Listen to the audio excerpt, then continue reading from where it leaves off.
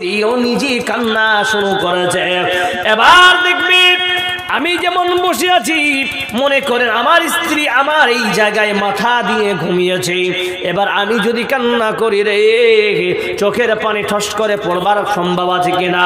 এইরকম আবু দাখাদার স্ত্রী, তিনিও কান্না করতে করতে টস করে চোখের পানি আবু দাখাদার মুখে পড়ে গেছে।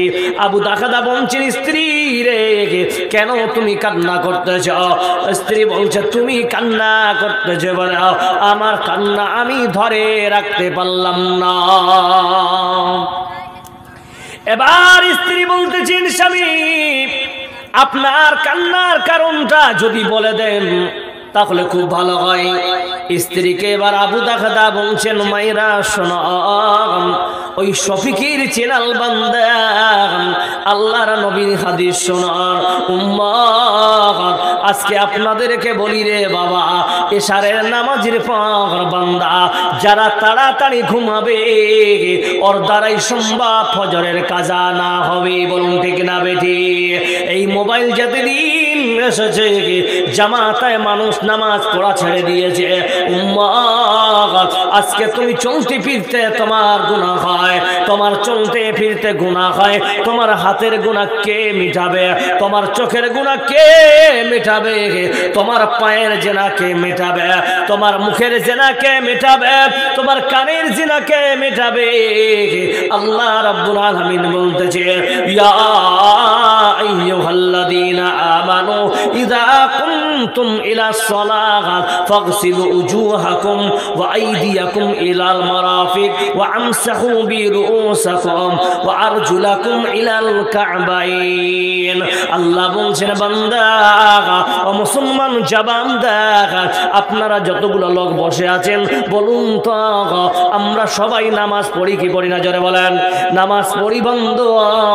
এই যে কয়েক ঘন্টা আগে আমরা এশারের নামাজ পড়লাম, মুসলমান জাবান্দা ও আমার মায়েরা আপনারাও জবাব দেন, কারণ আপনারা নামাজ পড়তেছেন আমি জানি, কিন্তু মা ও দাদা আপনার এশারের নামাজটা কবুল হয়েছে আপনি কি করে জানলেন? কি ভাই বলতে পারবেন আমাদের কবুল হয়েছে কিনা?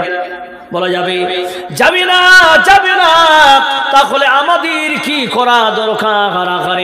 আল্লাহর নবী কি সুন্দর কথা বলেছেন দেখেন। বুখারী মুসলিম যখন উঠাবেন, কিতাবুল উযু যখন অধ্যায়টা পড়বেন মুসলমান দেখে নিবেন, আমি ইবারতগুলো পড়ছি না, খুব শর্টকাটে যাচ্ছি। আমি ছিলাম আবু দাখাদার জায়গায়, ওই জায়গাকে কেন্দ্র করে বলতেছি, ওই জায়গা একটা পয়েন্ট বলেছিলাম, সেই পয়েন্টটা হলো মানুষ জেনায় লিপ্ত আছে, হাতের জেনা, চোখের জেনা, মুখের জেনা বলছিলাম কিনা? তাহলে এইগুলা কি করে সারবেন মুসলমান? আমাদের হাতের গুনাহ হয় কি করে? আমরা হাতের গুনাহগুলোকে মোচন করব। আল্লাহ এটার ব্যবস্থা আল্লাহ করে দিয়েছে। যুবক শুনে নাও, আল্লাহ বলছেন, ইয়া আইয়ুহাল্লাযীনা আমানু ইযা কুনতুম ইলাস সালাত, ও ঈমানদারেরা তোমরা যখন নামাজের জন্য ইরাদা করবে, ইযা কুনতুম আই আরাদতুম মানে তোমরা যখন দাঁড় হবে, তার মানে তোমরা যখন ইরাদা করবে, ফাগসিলু উজুহাকুম তোমরা নিজের মুখমণ্ডলকে ধৌত করে নিবে। কি লাভ? আল্লাহর নবী হাদিস বলেছেন, বান্দা তোমার চোখের জেনা হয়েছে, মুখ দিয়ে কুলি করবা, মুখের জেনা হয়েছে, বান্দা করবা, সব গুনাহ ঝরে যাবে। জোরে বলুন সুবহানাল্লাহ। আল্লাহ পাক বলতেছেন, আইদিয়াকুম ইলাল মারাফিক, বান্দারে শুনে না, তুমি যখন হাত ধৌত করবা, এই হাত দিয়ে তোমার যে গুনাহ হয়েছে মুমিন, এই প্রত্যেকটা সাগিরা গুনাহ আল্লাহ তিল তিল করে সব পানি দিয়ে ধুইয়ে মুছিয়ে দিবে।